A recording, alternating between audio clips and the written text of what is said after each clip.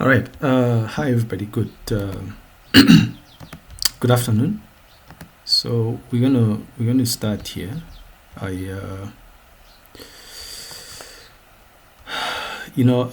this it turns out that this class conflicts with some meeting that I have to attend, right? And whilst I was able to attend it consistently last term, I suppose it appears I'm unable to this term because we have class on Tuesdays, which I suppose is fine. So I was just sending through apologies to my colleagues that I'm unable to actively participate in those sort of interactions. By the way, I'll politely ask if one of you could confirm if you can hear me just fine. I just find myself speaking to myself here, right? Can you hear me just fine? Yes, I can hear you. Okay, all right, thank you very much. All right, so we're going to continue here our discussion of lecture series number 4. Lecture series number 4, a reminder here, is tagged as data preprocessing and transformation, and in essence we are trying to see if we can look at some of the things that we started introducing as part of our outline of the CRISP DM methodology in depth, right, in slightly more detail. But before we start, I'd reached out to the two course reps to hint at the fact that I was uncomfortable with us cannibalizing the lecture slot on Thursday, and so what I did was I politely asked if we could have a separate session for the assessments, because the assessments are just supposed to be 10 minutes, right? 10 to 15 minutes and we're done. And so I'm reliably informed that you guys have opted or have chosen 18 hours on Thursday. So this is official communication here. The quiz, we shall have class on Thursday as scheduled on the timetable. All right. However, so we have class on Thursday at 11 hours as scheduled. However, the assessment, I'm just going to update the calendar here just in case. The quiz itself, I'm just going to put quiz here, or lab number 2, is going to be at 18 hours. The venue will be communicated to you by tomorrow. I just need to finalize arrangements for a suitable venue at 18 hours. But take note, it's the quiz is at 18 hours. Just 10 minutes and we're done. Okay? Anyways, so on with it. We're going to continue our discussion of this lecture series, and I'm hoping that we can finalize this at least by Thursday, so that we can move on to the next bit here. So anyways, we in the last interaction we spoke about quote-unquote data attributes. We realized that over and beyond the traditional data attributes, such as categorical attributes and continuous attributes, there are things we introduced as modern day attributes, right? At least as they relate to data mining. So we had a discussion of kind of like unstructured data as it relates to text, audio, images, and videos, right? In as much as we will not be able to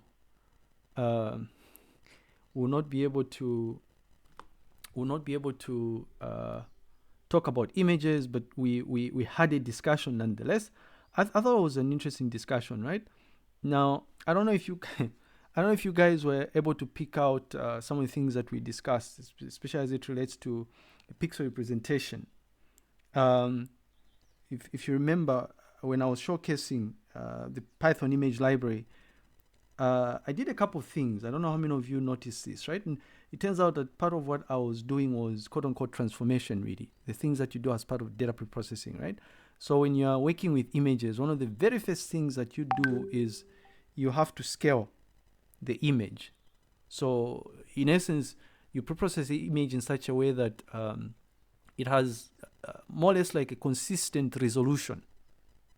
Okay, so what I did last time, if I can maybe just quickly showcase here, just I don't know if people were able to pick out on this. When we were looking at the coat of arms, is it? And we said that we could import from the Python image library, could import image, and then we can, because the pixel representation itself uses an array, we're going to import numpy as np, right? And then we said we'd create something like some variable, right? Just an image here,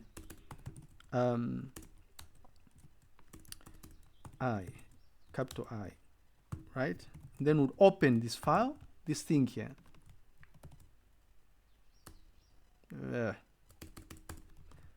Open this file.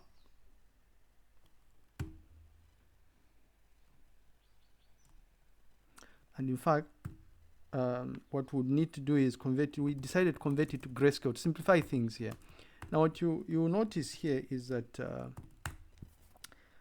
by the way, as you are doing all of these things here, you can be checking the type here, right? Just to check what it is you're working with here. And then what I did was I resized the image, if you remember. And what I was doing here is I was preprocessing. So the thinking behind this is simple. We feed it a tuple here. I'm resizing it to a resolution of 5 by 5 here. The thinking behind this is that sometimes when you're processing images, right, what tends to happen is you may end up with images of different sizes or something. You'll be processing images of different sizes. If I told you, can you take a photo of your room right now or something, or wherever you are, I just want to see where you are, and share this information with me, the resolution is going to be different, right? What was introduced to you as a resolution is this thing here. If you notice, and I'm waffling around here, but what was introduced to you as a resolution, if I check, I have a whole slew of images here. If I check the images here, if I just run identify, right? By the way, you can check what identify is all about here, right?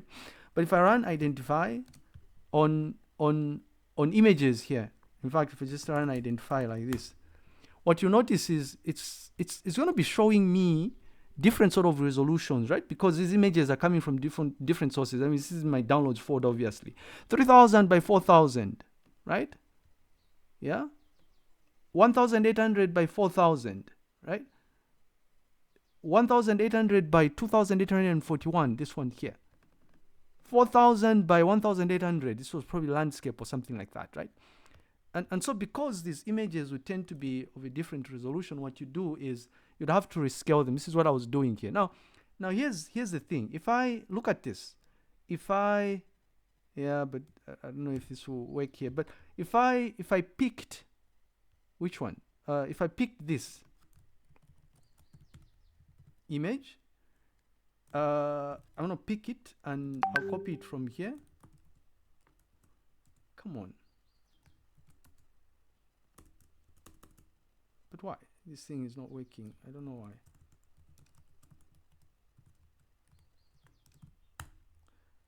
If let's say I decided to do the same sort of things I did, look at what happens here. If I said img2 is equal to image.open, this time around I'm going to open this thing here. Then I'm going to do the same sort of things here, right?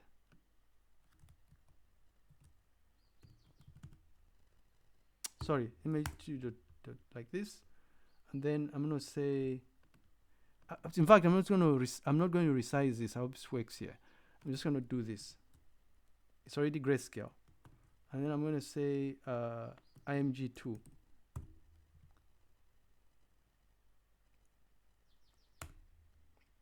Pixelmetrics, and then I'm just going to, oh, I shouldn't have done this, but I'm just going to open this like this. What you notice is that this thing is much, much larger, right? And it turns out that what you're seeing here, the one here, 128, 65, 43, these are pixels, is it? What they told you, if you remember, you guys don't remember, but if you remember what they taught you in computer architecture, was that these things we think are images are nothing more than pixel representations, right? And then, but why is this opening GIMP? And a nice, I hate GIMP because it's resource hungry, by the way. A nice way, maybe it was okay, but a nice way of thinking about what's happening here is, observe, if you open up an image like this and you start zooming in, right? This thing begins to pixelate, they say, right? If you notice. And easiest way of understanding how images work is they told you that all of these things that you're seeing here, or what is being rendered here, is a direct result of individual pixels, right? So if you notice here, I don't know if you can see from your end what I'm seeing here. It's like this image here, the hair, the black hair, is made up of single individual pixels. In other words, this thing here, the 1 and the 28 and the 65, it's a pixel, pixel, pixel. And in fact, something else they taught you, if you remember, was that whenever you see an image and they tell you it's a 4,000 by 1,800, they're telling you that in the width here, right? I don't want to open up some strange image here, although I don't have strange images, but you never know. Here could be something private. But if I was to open up the image here, what we're saying is that there are 4,000 pixels here, like dots, right? 4,000 of them. These are the ones that are being represented by this thing here, these numbers here. And true to that, actually, these numbers, by the way, these are decimals, right?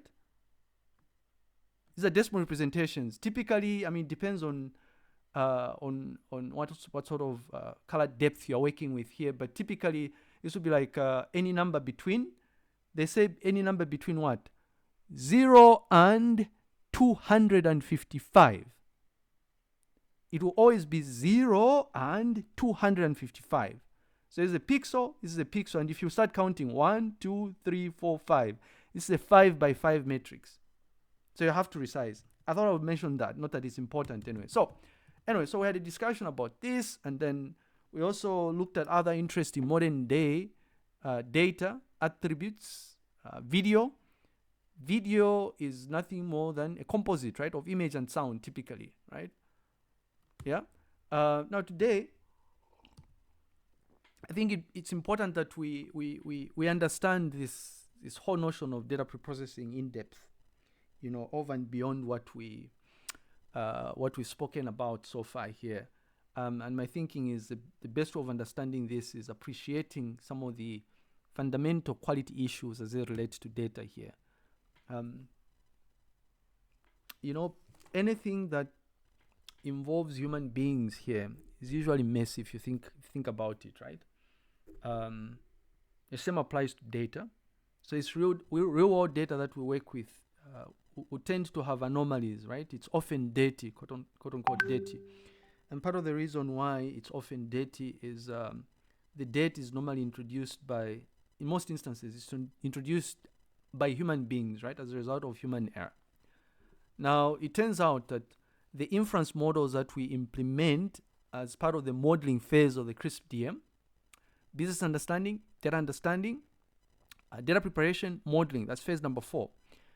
Those inference models that we build are only as good as the quality of data they're trained on. If you train an inference model with data that has a lot of outliers, it's probably going to be, you're going to experience overfitting or something like that, right? It turns out, though, we can actually categorize these quality attributes, right, into 3 broad categories. So quality problems as a result of missing values. So instances where some cells, for instance, in your data will not have corresponding values. They'll be empty or they'll be null. Or the quality of the data may be compromised as a result of noise, right? Outliers. So things that will veer off from the norm, for instance. Or, and by the way, these things that will veer off from the norm in some instances can be errors. You're analyzing financial records and you see consistently that the average account has a certain number, right? Maybe it's like a 15,000 or 20,000, and then out of nowhere, you just see something like, and by the way, let's contextualize this. You're analyzing financial records or bank account details of students at UNZA, right? So you're looking at them, and then out of nowhere, you see this account that has maybe, I don't know, 2.5 million kwacha or something. It's an outlier, right? It's a value that would be drastically different from the rest, ideally. In some instances, that outlier could be valid, right? In other instances, it could be an error. I don't know if you have heard of this sort of errors, right? This sort of anomalies. I've heard about them myself. You find, well, let's not context switch here. I remember reading up a story. I wanted to look up a story about this person from South Africa whose account was accidentally credited with some huge amount, and this person just went on a rampage, right?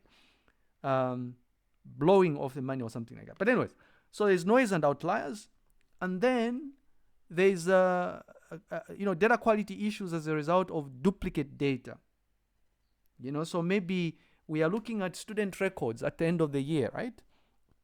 Presenting your results here to Senate, not really Senate, but the Board of Examiners at school level. And we see this record, or we see this computer number appear twice with different values. Those are duplicates, right? Ideally, when you are looking at results at school level, you must have individual entries for each and every student, right? Registered student, ideally, right? So duplicate data as well. Now, in terms of missing values, this is what we're talking about. I should have highlighted this, but I thought I'd get a snapshot of data from our students at risk of failing dataset. And we see here that there are a number of entries, right? A number of entries where corresponding student records, in some instances, have no values, or they have null values, or they are empty for almost all the different fields, or columns. In other instances, like pay particular attention to Moodle hits, for instance, you have observations like the second observation here, which has values for all the fields but the Moodle hits, right? These are the entries we are calling, or these are instances of so-called missing values, if you will. Now, if you are wondering why this happens, there are a broad spectrum of reasons here. In some instances, it could be as a result of human error. So mistakes as they relate to like manual data entry. You may not know this here, but once you write your exams here, right? Once you write your exams and, your CA is compiled and we mark your exam or something, at some point, your results have got to be entered in SIS. My God. The process, I assure you, is not fun at all, right? It's manual. So literally, by the way, it's literally actually, I don't know if I can quickly showcase this, right? Literally, it's and I don't know if I have access to, I probably don't have access to your course, I don't know, because I need to be given explicit access to this. I don't know, there's an audit trail here. They might think, what is this username lighton.peer@unza.zm doing when this is August? What is it doing looking at examination results? Okay, I'm just going to ignore this here. But it's a manual entry. So in your case, right, once your results are compiled, I, or anybody who's been given access to actually edit records for CSC 4792 will have to log into Moodle and enter results 171 times in your case. For each and every one of you, I have to enter the CA, I have got to enter the exam score. One record at a time. And by the way, I think it's by design that they do that. I think it's to try and prevent human errors. I think the thinking is that if you're entering these things individually, you carefully think about what it is you're entering. I can only, I feel for my colleagues. I have a colleague from engineering who is currently teaching a second year course. He was telling me he has 700 plus students in his course, right? So you'll have to do that 700 times or something. But of course, I mean, he's not teaching the course alone or something. So there's human error, right? So mistakes during manual data entry. And in fact, you guys, I don't know why we're going far here. You've already started identifying or flagging off anomalies as they relate to manual data entry, is it? Human error. Hi, sir. My grades are not appearing. I attended class. They are not appearing. Well, it was human error, is it? I missed out your intro or something like that. Anyways, in some instances, this will happen as a result of users choosing not to answer some questions. Like, if you're working with data coming in from a survey, in some instances, a survey question will be made optional. In fact, it may be a mistake that it's made optional, right? And so a respondent, for instance, will ignore that question or something like that. You end up with missing values. There are certain rare instances where software fails. You are about to, I don't know if it's like save some record or something, and maybe you run out of space and perhaps the record is partially saved or something like that. And I'm shooting in the dark here, but equipment and software errors can result in these sort of anomalies, missing values. There could be issues to do with data transfer, right? So as you are doing a conversions, you want to be very careful, by the way. I don't know if you've noticed this. I have a CSV file, or I have an XSL file or XSLX file, and I want to convert it to CSV. Well, I probably may end up with missing values, or I have a CSV file and the CSV file has a lot of records, but I'm converting from CSV to XSL, and there's a limit, right, when you're working with XSL files. If you remember, I don't know if you remember this, MS Excel limit. Imagine a situation where you get a file, and these are columns. Okay, you get a file, right? Lighton sends you a file, and it tells you there are 2 million records in this file. It's a CSV file. And because you've been too lazy and you probably haven't taught yourself how to use pandas, you decide to process the data using Excel. You open it up in Excel, it's going to truncate the records, right? Because there's a limit, in other words. Yeah. Anyways, so data transfer issues to do with file conversions, for instance, or in some instances, inapplicable data. And I think this is what I was talking about when I was referring to respondent refusal here. Optional fields, right? Fill out or enter this data, but the things with asterisk are mandatory, meaning that you can't proceed, go to the next stage. However, if you accidentally miss out some record that is not mandatory, you end up with some missing values or something. I thought I would showcase an example of something we've been grappling with as part of the IFU, Workrane and Agile funded project I'm a part of, right? Those of you that are extracting data from the journals.unza.zm platform will no doubt have come across this, where you notice a situation where some records will have missing values, and it turns out that those missing values are as a direct result of some of these things we're talking about here. Human error, especially human error, and the last one, inapplicable data, right? So what you notice, if you go to, let's say, a JABS journal, and I took the liberty here to showcase a classic field that has missing values, right? Ideally, when metadata about an article is being specified, you must specify the username, their affiliation, their email address. Is a whole bunch of fields. In addition to that, you have got to specify what's called the ORCID number, ideally. This is a unique identifier that is used to identify researchers. Okay? Now, it turns out that if you log into the back end of JABS, what you begin to notice is this metadata here is specified by following through a systematic workflow. So you go through a workflow where you're specifying this descriptive information about the article you're submitting, right? So you specify the title, the abstract, and pay particular attention to the fact that some of these form fields have, I don't know if this is a red or purple asterisk, right? It's signaling the fact that these are mandatory fields. However, there are some fields that are not mandatory. Now, for this particular example where we have the ORCID here, it turns out that as part of this workflow where you're specifying metadata, you have got to specify the ORCID number for each and every contributor or co-author of the paper itself. Surprise, surprise, if you look at the field for ORCID ID, it's not mandatory, is it? You can't see the asterisk here. And so what ends up happening is what most people that will be submitting papers will do is they'll ignore this. And this has turned out to be a huge problem. A huge problem not just for this metadata element. If I'm to log into jobs, right? If I'm to log into jobs,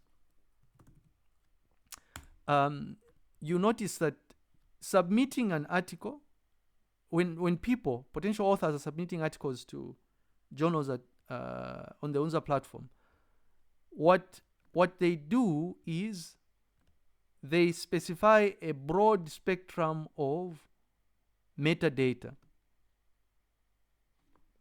Broad spectrum of metadata. The section tied to the article, whether it's linked to veterinary medicine or agricultural sciences or biomedical sciences and all those things. The title is mandatory, but the subtitle is not mandatory, right? The abstract is mandatory.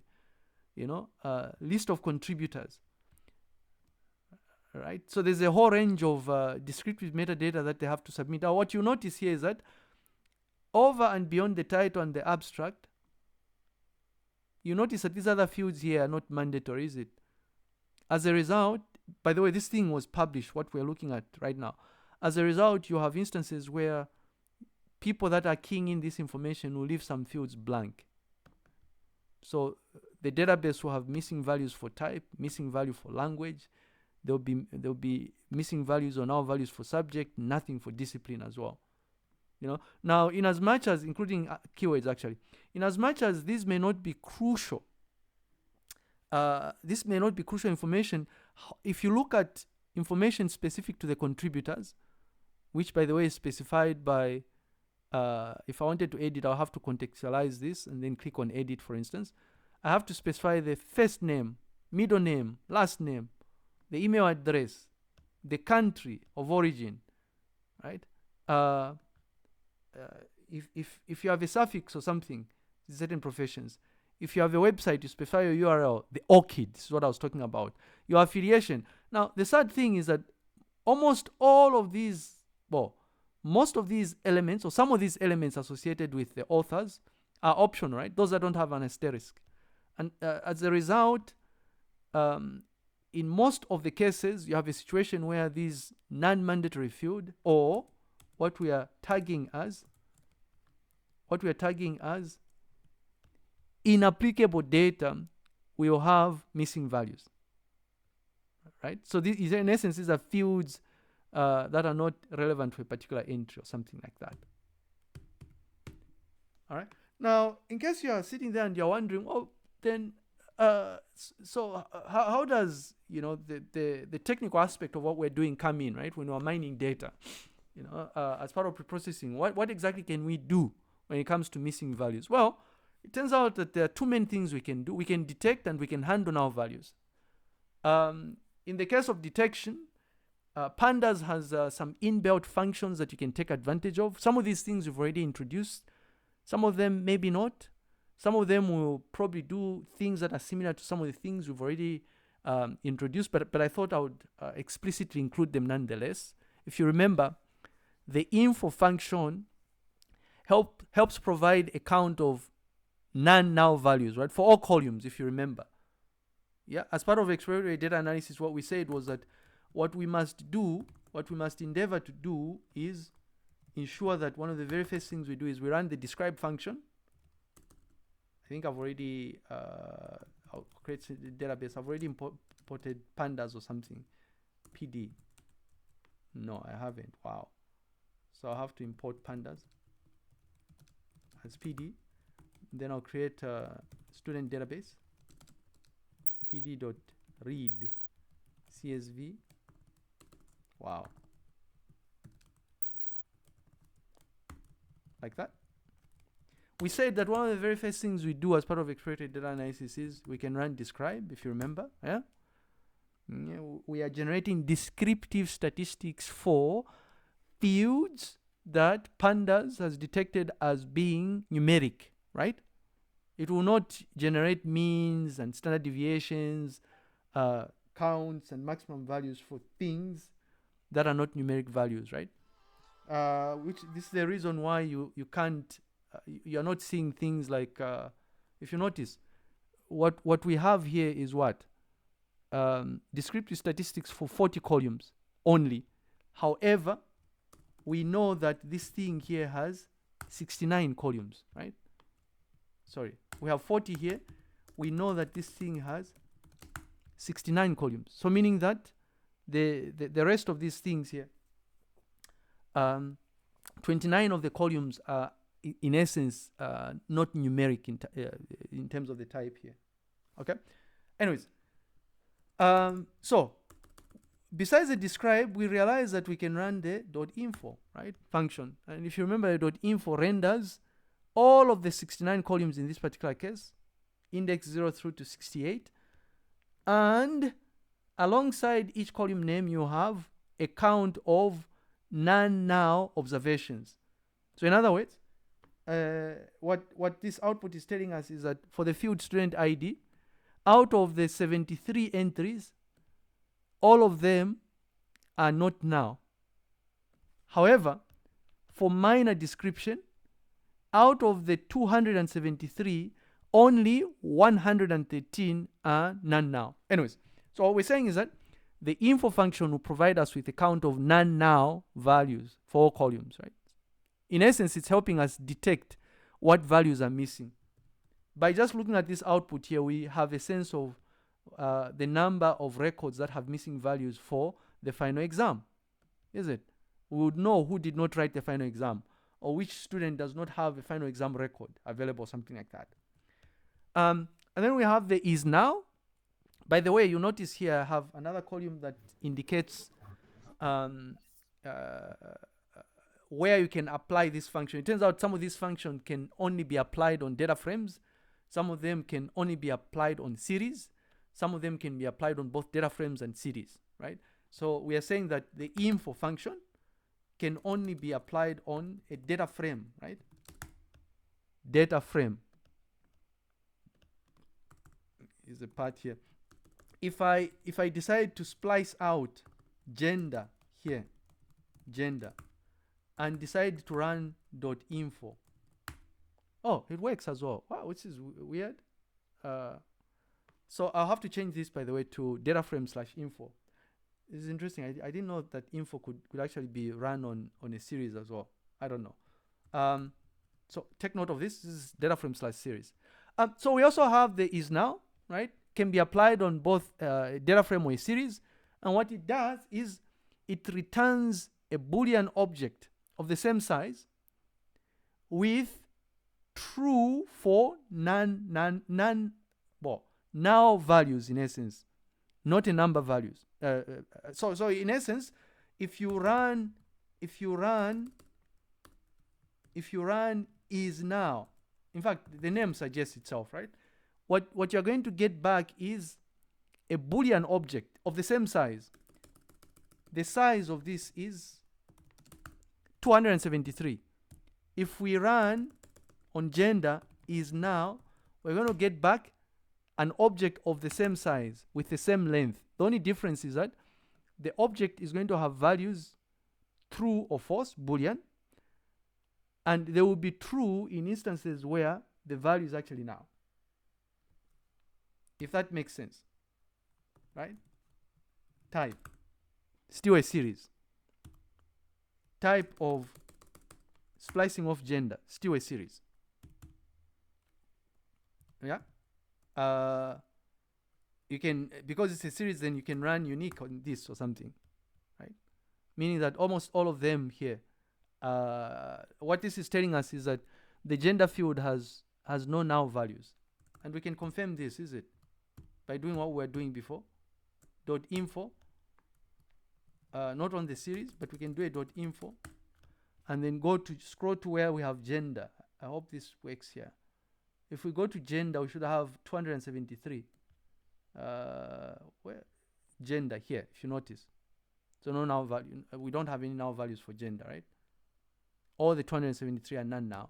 Anyways, so there's is now, Again, you're applying it on both a data frame and a series. You want to take note of what is returned, right? Because what is returned is going to give you an idea of what other things you can do. And you notice here we also have a note now. I don't know why sometimes programmers will create opposite of things, right? Because what not now what not now does is it does the opposite of is now, in essence. So it's like if you come here and you run gender is now, in this particular case all of them are going to be by the way, we can convert this into a list so that we view all of them, right? All of them are going to be false, is it? Because none of them are now. But if we run not now, we're going to have true for everything. So it just does the opposite in essence. I don't know why you do this, right? But sometimes you want to give programmers an option, I guess. And then you also have an alias, I guess what you could call an alias, the is any, right? Or is any is not applicable. I'm sure you've seen places where people would, you're filling out a form and you're like, fill out details of your salary right now, right? I don't know what sort of application you'd be filling out. You fill out any, is any, not applicable something, right? This is what this does. So is any is like an alias of, it's an alias of is now. So in other words, when you run is now, the output you're going to get is the same as is any. Exactly the same. So you have the choice of using is any and is not now. I mean, just a few examples here. I'm going to leave you to play around with these things yourselves. Just copy paste the code here. And I think some of these things are actually in the companion notebook that I'm going to share with you, right? Anyway, the other question to ask then is, if we know how to detect missing values, the question is then, if we've made a decision on how to handle a missing value, how do we go about doing this in Python pandas, right? So I've some example, functions that you can play around with. Again, I'm specifying what sort of data structure you can apply this function on, and also a brief description of what it does. What you begin to notice, if you remember our discussion of missing values, is that in terms of making a decision, you have the choice of doing two things, is it? You can drop, you can exclude missing values from whatever analysis you're performing, or you can replace missing values with some value, right? Because you are removing, the question to ask is, how do you remove? Well, pandas has a drop any, obviously. What this function does is it removes or it deletes rows or columns with missing values. Yeah, I'll ask Isaac. I hope Isaac is not that character who is usually insulting or something. I think it's him actually. Yeah. You're on record actually. By the way, right? This thing is recorded. I don't know if you play this back. You were literally, I think you were drunk the other day. I think it's you. You were drunk the other day. You want to mute yourself here. Always nice to mute yourself. Yeah, I don't know about that. I don't know about that here. Hi. I'm just finalizing a class. Can I get back to you in the next few minutes? All right.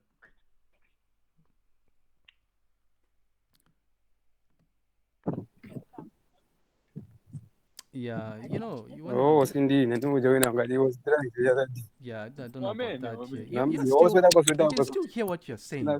Just mute yourself or some. Guys. I mean, it's a thing here. We've been distracted now. I would understand if I was having a class with, and this is happening. I'm having a class with people from humanities and education, but you're in 4th year and you're doing computer science, man. But anyway, that's okay.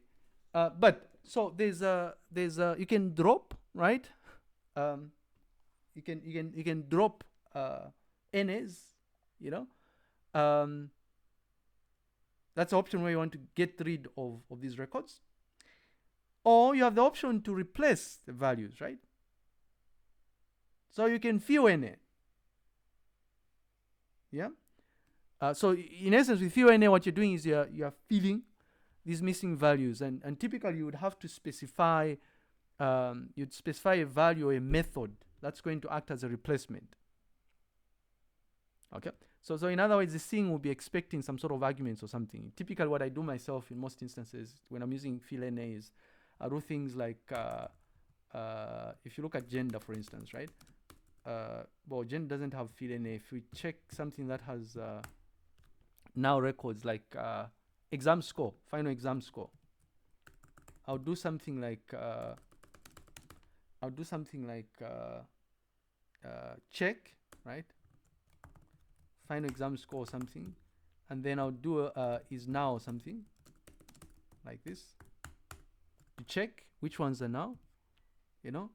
And I guess in this particular case, you can actually check. You can probably put a condition here and check what is not now. But you do an is now to check which ones are actually now, and we see here that a record at index 2 here doesn't have a value. And we can confirm this, is it? Just to be certain here. NA, right?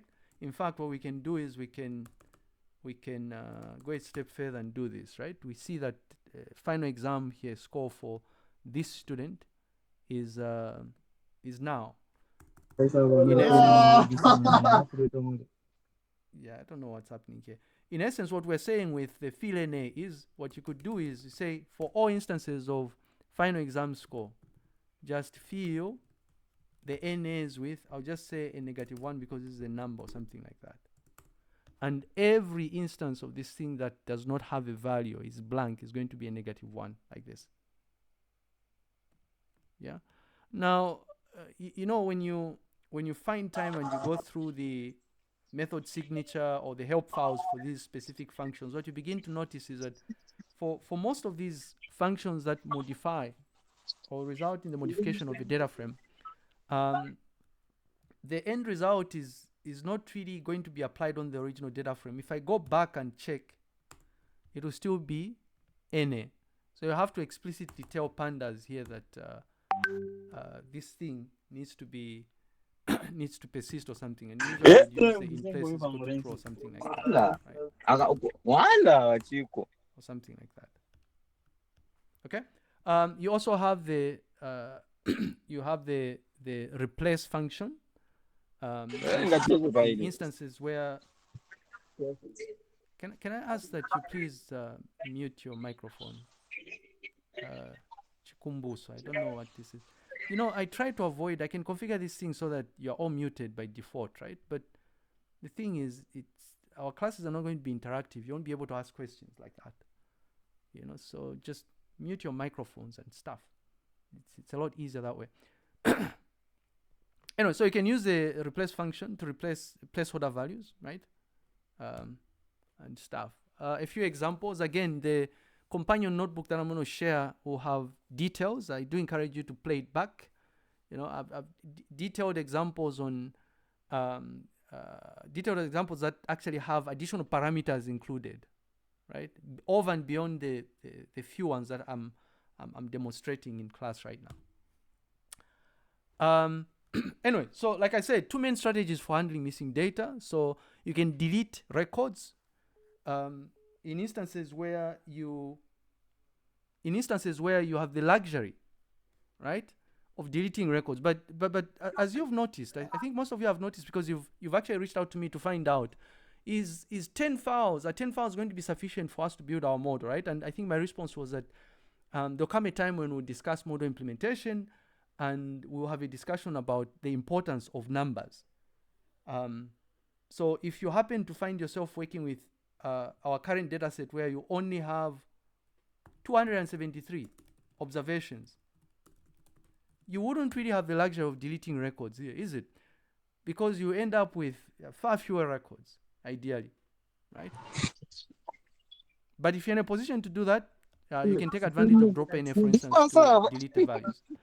And then the second strategy, which is more common because data is scarce like that, is imputation. So you are replacing these missing values with some established value. It could be a mean value, for instance, or some default value like 0, for instance, depending on the problem space you are working towards here. So in essence, what FewNA does, or what imputation does, is it allows us to fill gaps, right, with some sort of calculated value, for instance. And then the other quality issue here is the issue of outliers, if you remember, right? And we define these as things that will veer off from the normal, what we perceive to be normal. Some classic examples of causes of outliers include measurement errors, right? I was trying to see if we could find an example from our data set. I couldn't, so I had to come up with some hypothetical example here. So a measurement error could be like some faulty result from some sensor or some instrument or something. If in geography you go to a weather station near the chapel there, and you key in some measurement, some reading, and it's not a normal reading, if you will. It veers off from the normal recording for this time of the year, right? So it result in what we are calling an outlier. It could also be a direct result of data entry errors, for instance. So instances where, for instance, you're supposed to indicate that somebody has gotten 99%, but instead you type in 999. And foolish enough, maybe the programmer would have forgotten to implement logic that will capture all those anomalies, for instance. Other common causes include sampling errors, right? So for instance, accidentally including data from a different population. I'm working with a first-year data set, Yes. and then I accidentally key in records coming in from a fourth-year data set. Amen.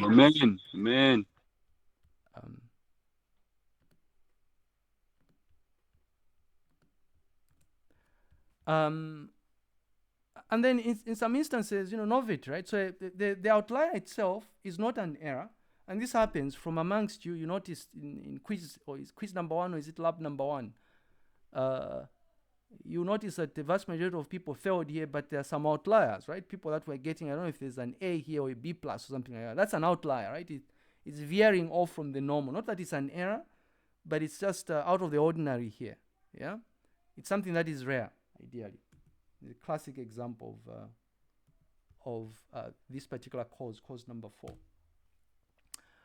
Just wanted to put it out there that visualization becomes quite instrumental when you're detecting outliers, and I guess the chart or the plot that you'd want to use here would be something like a box plot. So what I did was I was trying to visualize number of unique daily hits from the Moodle part of the dataset itself. And if you look at this, right, the dots that are at the top here are what we are calling outliers, ideally. Yeah. So we see that a number of students do have activity as it relates to Moodle, for instance, if we check the Moodle logs. However, we notice that the ones on the top here seem to have unusually high hits in comparison to the others, right? So these are our outliers. We'd have to make a decision on how to handle these outliers. And similar to missing, records, what we could do is we could delete or remove these outliers, right? Alternatively, we can keep the outliers and hope that the model, the inference model that we're going to ultimately build here will be reliable. Or, as you see when we look at k-means clustering, we can transform these outliers. I don't know if you found yourself plotting data, but once you plot it, you notice that the graph here becomes a bit distorted. What you'd have to do is you'd have to change the scale, right? A common strategy to use is you do what's called a log scale or something, so that the visual representation of the data is easily understandable, if you will. Yeah. A common practice when you're working with k-means clustering is you'd scale the data so that it fits within a 0 to 1 range, for instance. It becomes a lot easier to visualize your clusters that way. Yeah. And then finally you have you know, duplicate data, right? You know, I'm gonna pause here. I don't know what's happening with I don't know if Chukumbusa is one of those drunk individuals as well. I'm gonna pause here. I'm gonna pause here and find out if there are any questions. This is gonna check him out or something. Are there any questions about? I haven't really done anything technical. I was just walking us through some functions perhaps that you may not have come across. I do encourage you to play around with the. Please go through that notebook. You really want to go through that notebook. And what I've done with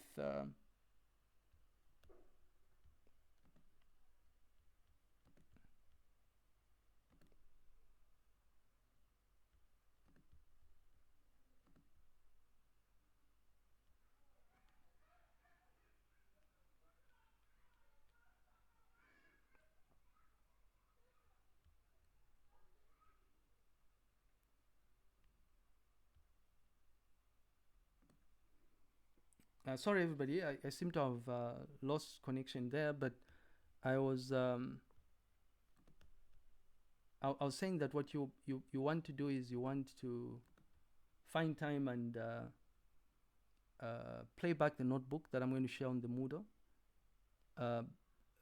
However, what you notice in the notebook is I've decided to lump everything in one. So there's details about data transformation in there, and also details to do with preprocessing, the things that we're discussing right now. But I've marked them in such a way that you should be, you should be able to easily follow through with what is going on. I don't know if there are any questions. I'm hoping you can hear me, by the way. I don't know what's happening with my connection here. I'm not sure if you can still hear me.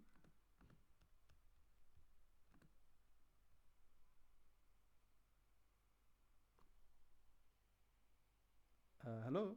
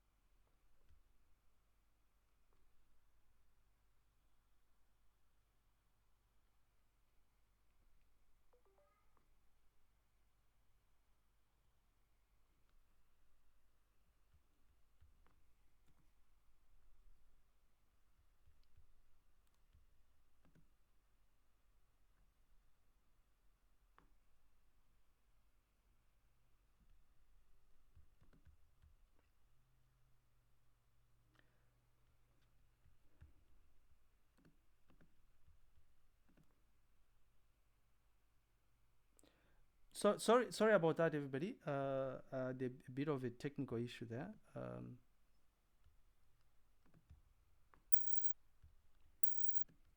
I was essentially trying to make mention of the fact that the notebook that is going to be available, the companion notebook for this lecture series, has a lot more detailed examples. But what you will notice is that the notebook itself has the notebook itself actually has a few additional sections. So I've decided to combine the part that we're discussing right now together with the data preparation component or aspect of this. So what you want to do when you start going through this is just focus on on maybe the first part here, the setup, all the way up to maybe section number 4, something like that.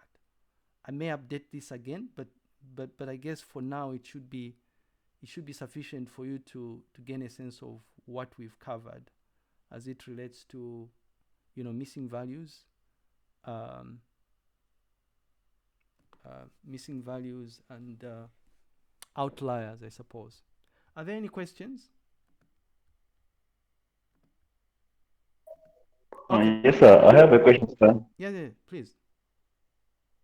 When you want to check out the distribution of a certain attribute containing text via a graph, let me say you want to plot a graph so that you should check out the distribution. Yeah. Yes. For a text attribute, is it the only way is it to like make count or maybe count the each and every row? No. Each and every row, or let me just say take 10 into a numeric and then plot it in that way. No. Once the text has been converted into numeric. Yeah. So the best value. for visualizing text data at this stage for you actually is you want to and I sat there and I'm thinking you guys have already figured this out. By the way, I had mentioned that I'm going to stick around for 30 minutes. So class is done, but I'm going to stick around and answer questions that people may have. I'm going to politely ask Kumbuso Kunda here, just mute your microphone, right? You seem to be in a very noisy place and we're doing the same thing over and over again. I don't understand this guy, right? What you want to do is you want to look into just look up Python weight cloud or something. A nice way of visualizing this is you just use weight cloud, and what it does is it's going to give you a visual representation of words, right, as they relate to the data set that you're working on. Counting is not going to be very helpful, but this is better. In fact, what your weight cloud is going to do is probably give you a sense of what additional stop words you should consider taking into account.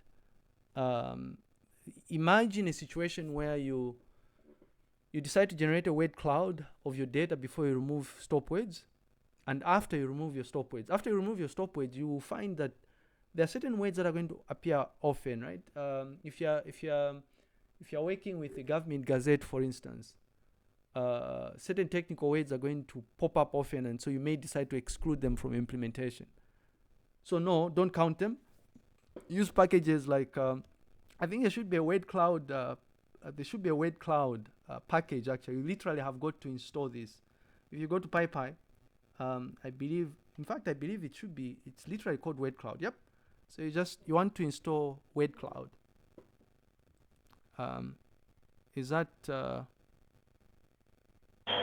does that answer? Yes, sir. Thank you. No, thank you very much, sir. Yeah. I appreciate it. Yeah. As I'm waiting for, by the way, we're done with our class today. We'll continue this discussion on Thursday. But I'd mentioned that I was going to stick around to answer questions because there were some groups that had, questions. So I'm here for the next couple of minutes to answer your questions. But as I'm waiting for questions, I see there's a question from Dennis. He says, "Will the next quiz have thinking time?" But the 15 minutes is part of thinking time here. I don't know. Is this a hint from Dennis that the time is not enough here? Yeah, I guess. There's always thinking time here, Dennis. And then Laos says, please share the sample questions too. I don't know which sample questions these are. Do you want to clarify? Coverage for the quiz, lecture series number 3 is the coverage. All right, so we'll take turns here. I hope I've answered questions in the chat. But there's a question from Praise. Yes. Yep. Sir, I sent you a message today, an email, but you have not responded yet. Okay, the email is concerning my CA. Okay, I will, because it's an individual query, I'll look at it and then I'll respond. I will respond. Yeah. Yeah, I think it's still the same hands here. Mike says, what should we focus on lecture series number 3 for the quiz? It's like all the content, Mike. I mean, the quiz is on lecture series number 3, right? So we're going to ask you questions about lecture series number 3. Everything we've covered in lecture series number 3. SEMA, CRISP DM, methodology, KDD. We looked at some other interesting things here, like kind of weight embeddings and all those things, right? And stuff.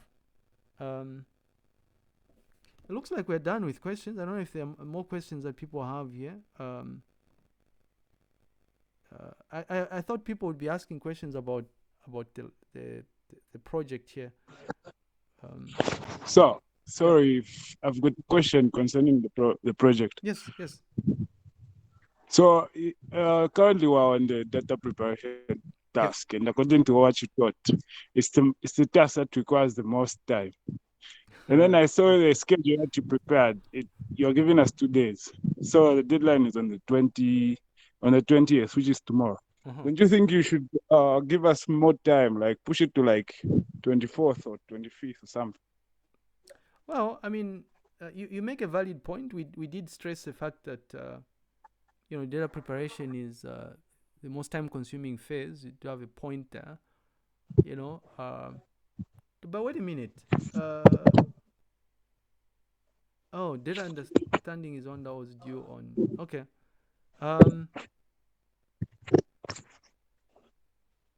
Yeah, I mean, I'd love to hear thoughts coming in from the others. It could be that it's just your group, Dave, right?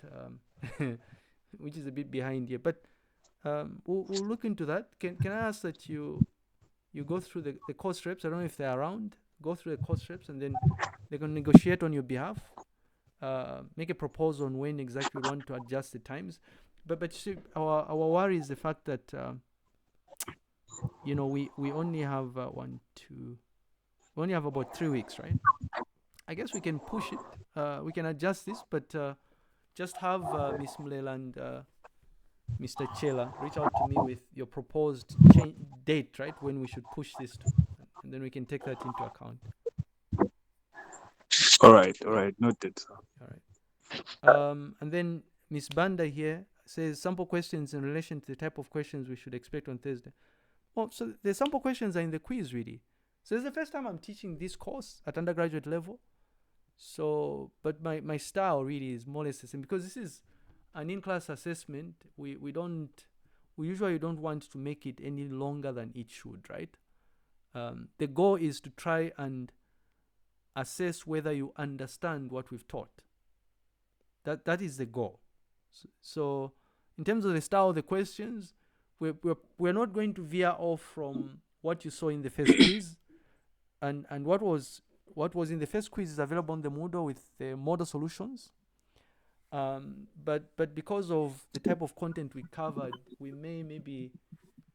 may have less technical or questions that are not really going to be technical in nature or something like that. But because of the timing constraints, usually it's things that will require like a one-word answer or something, or a very short description, if you will.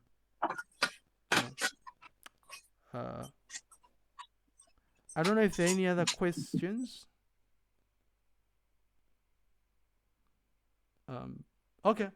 If there are no questions, I said I'll stick around because of the questions that people may have about what you're doing in your respective groups, because there are some groups that have asked questions that are specific to what they're doing. I don't know if it was Dennis or I think it was David Lee, I think, or Lee David.